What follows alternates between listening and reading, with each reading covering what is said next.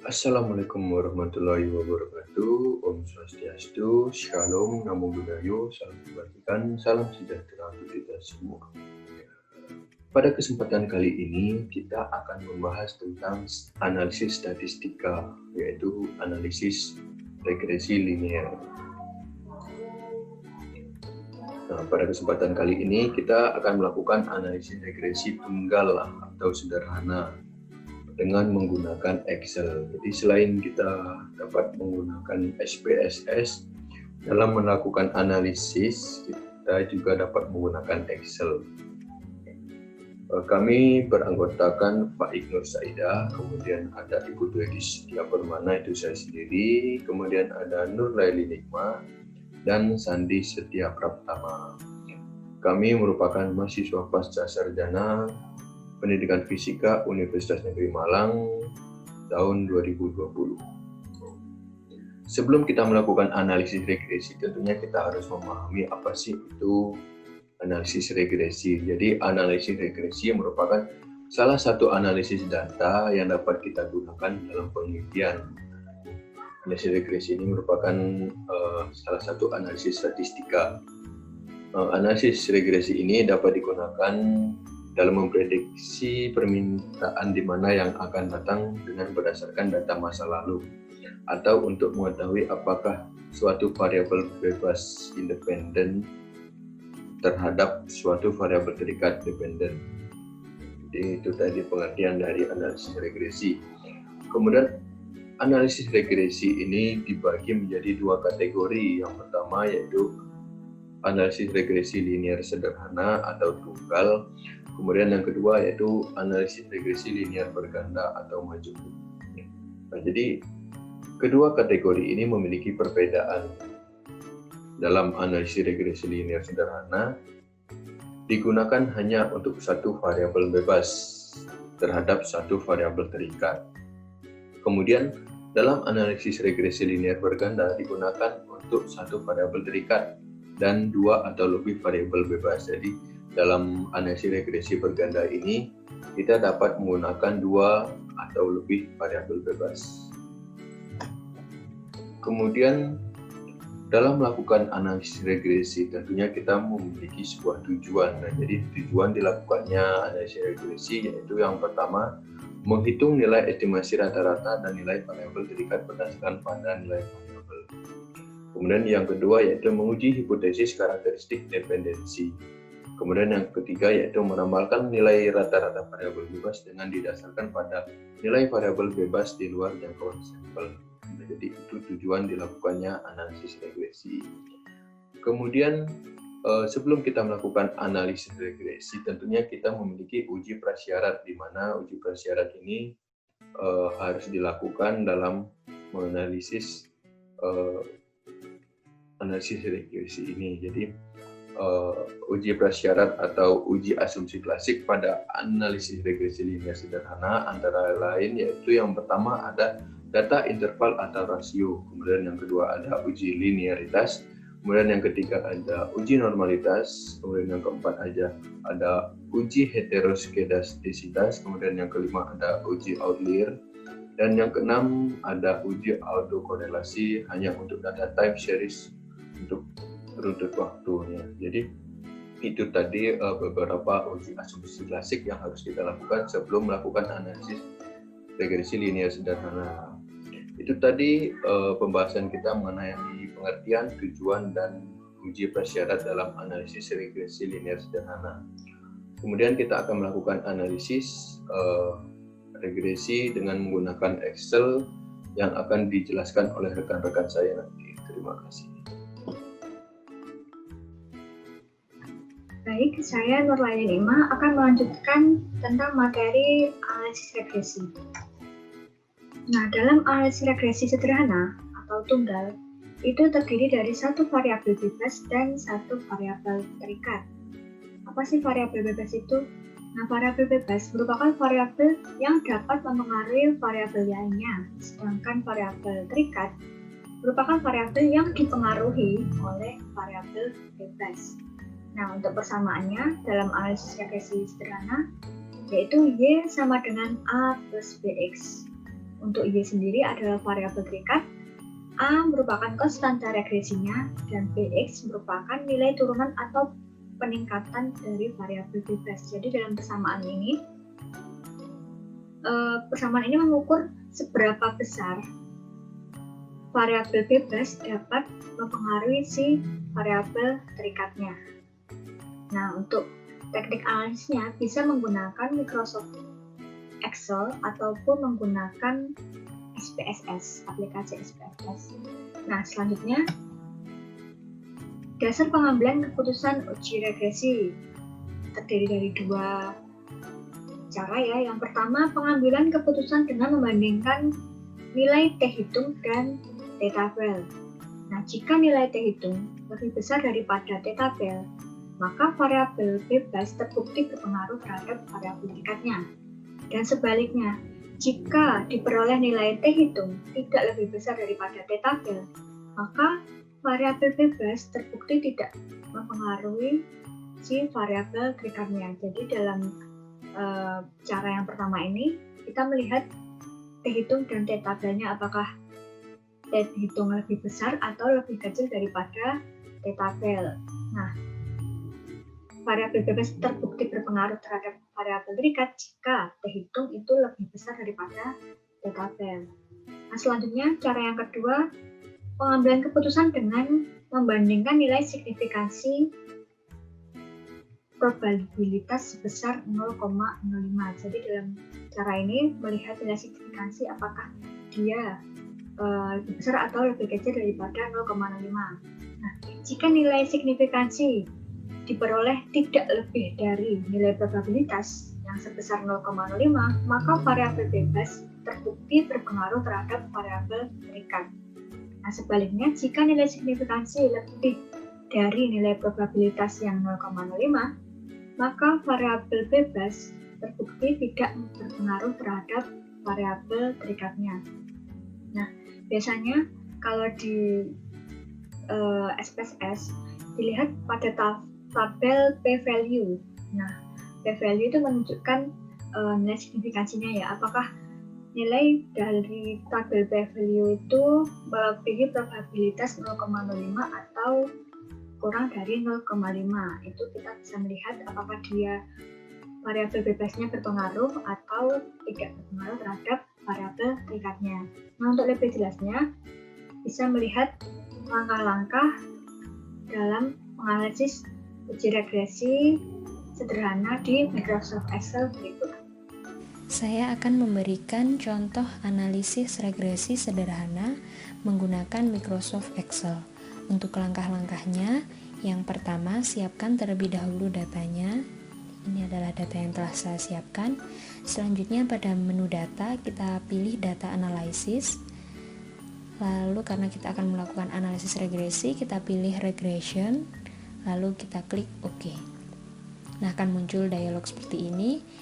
Pada input Y range kita masukkan Y-nya. Setelah itu kita input X range-nya, data X-nya.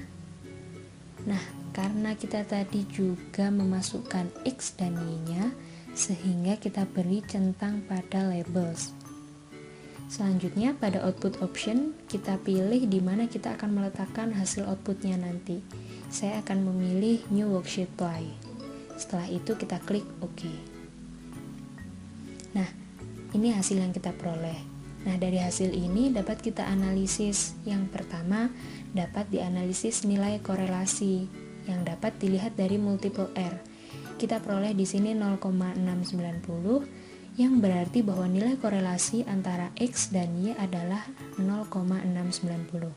Yang bisa kita lihat pada tabel kategori korelasi ini, 0,690 termasuk dalam kategori kuat.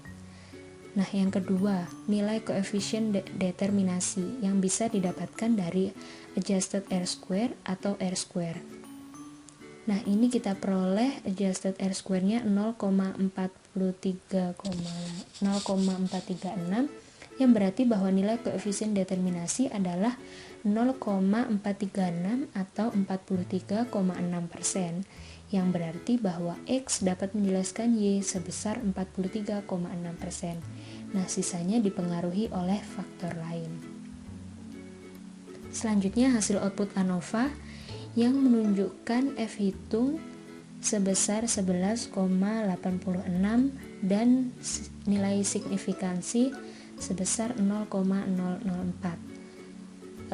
Dapat disimpulkan bahwa nilai signifikansinya kurang dari nilai alfa yaitu 0,05, yang berarti bahwa adanya pengaruh yang signifikan antara variabel X dan juga Y.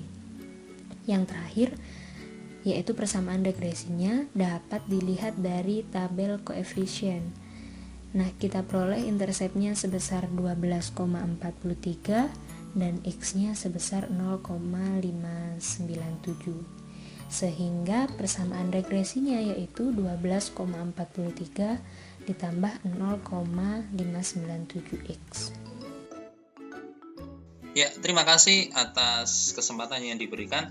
Nah, sekarang saya akan menjelaskan mengenai bagaimana regresi itu, terutama di regresi sederhana dalam bentuk linear, garis linear.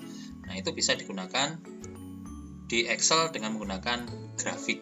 Nah, biasanya kita kan menggunakan data itu variabelnya ada variabel bebas dan variabel terikat.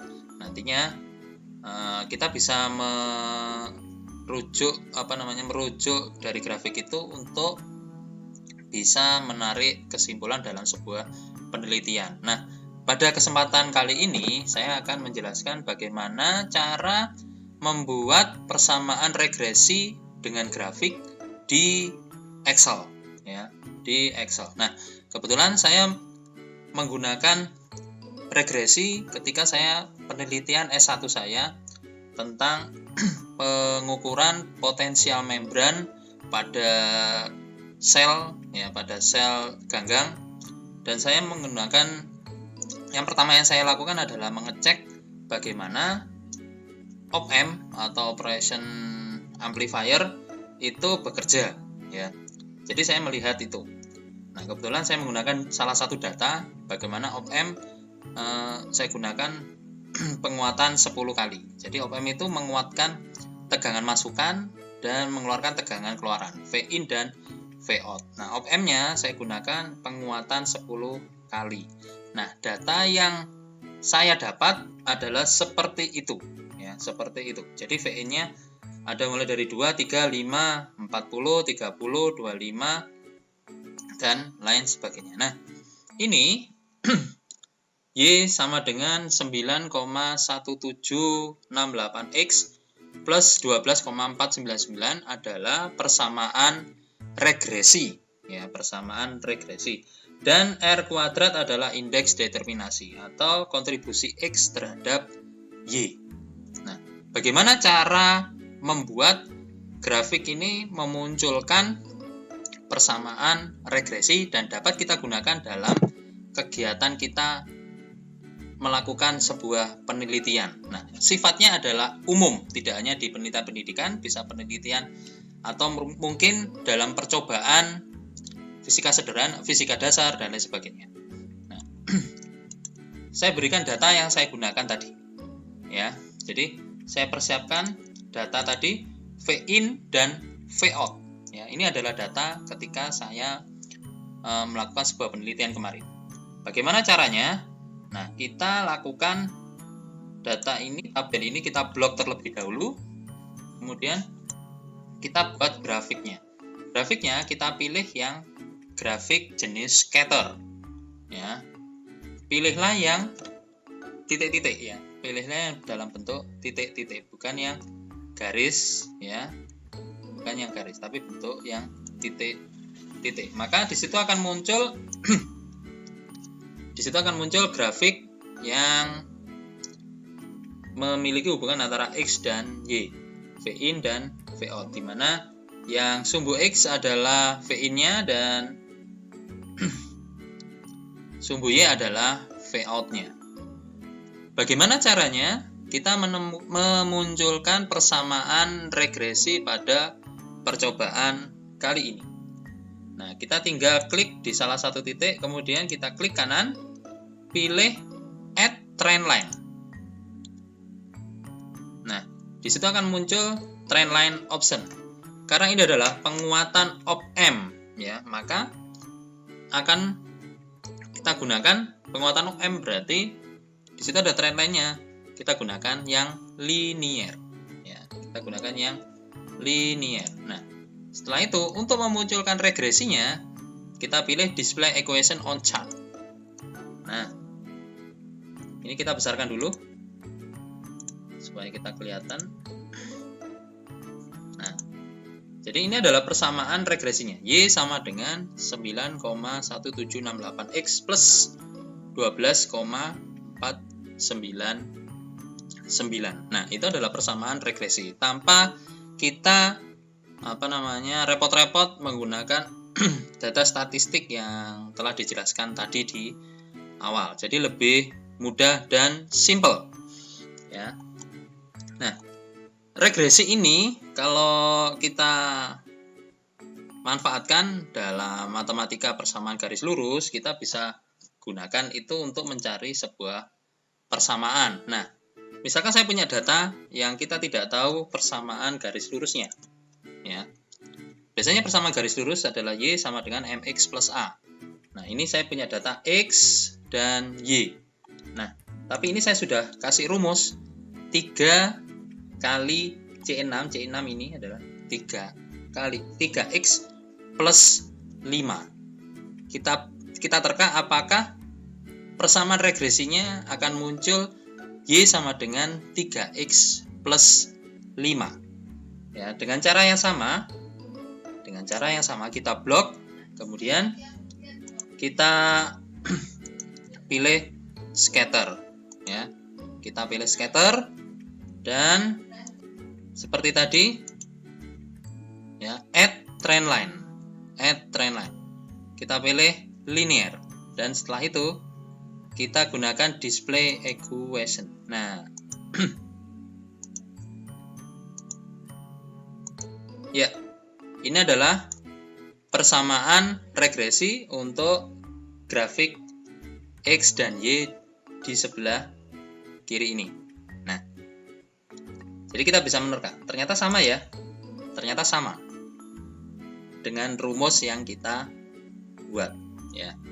Jadi sifat regresi ini tidak hanya digunakan dalam penelitian pendidikan, bisa kita gunakan dalam eksperimen, bisa kita gunakan dalam sebuah penelitian di laboratorium untuk membuktikan sebuah persamaan di dalam percobaan di laboratorium. Itu saja presentasi dari kami mengenai regresi tunggal. Dan jangan lupa yang suka dengan video ini silakan tekan jempol ke atas yang sudah disediakan. Dan jangan lupa yang belum subscribe channel ini silakan subscribe. Dan terima kasih. Wassalamualaikum warahmatullahi wabarakatuh.